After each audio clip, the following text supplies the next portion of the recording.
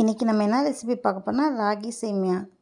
இது breakfast, dinner, ஸ்நாக்ஸாக கூட எடுத்துக்கலாம். அதை எப்படி செய்யணும்னு பார்க்கலாம்.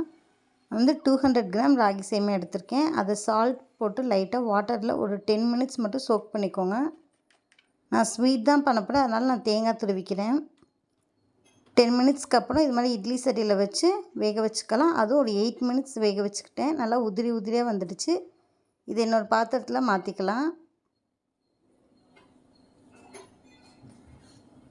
இந்த ரெசிபி ஒரு 20 மினிட்ஸில் செஞ்சிடலாம். இது எவ்வளோ உதிரி உதிரியாக இருக்குதுன்னு பாருங்கள்.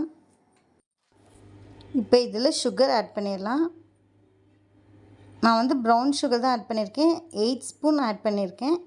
உங்கள் ஸ்வீட்டுக்கு ஏற்ற மாதிரி நீங்கள் ஆட் பண்ணிக்கோங்க.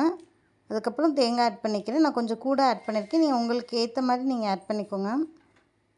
இப்போ எல்லாத்தையும் நல்லா மிக்ஸ் பண்ணிவிடுவோம்.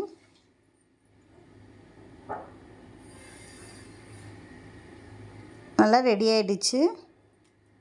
நீங்கள் ஒரு ஸ்பூன் கீ கூட ஆட் பண்ணிக்கலாம், அதுவும் டேஸ்ட்டு நல்லாயிருக்கும். பட் நான் கீ ஆட் பண்ணலை. இந்த மாதிரி வீடியோ பிடிச்சிருந்துச்சின்னா நம்ம சேனலை சப்ஸ்கிரைப் பண்ணுங்கள். பாய்.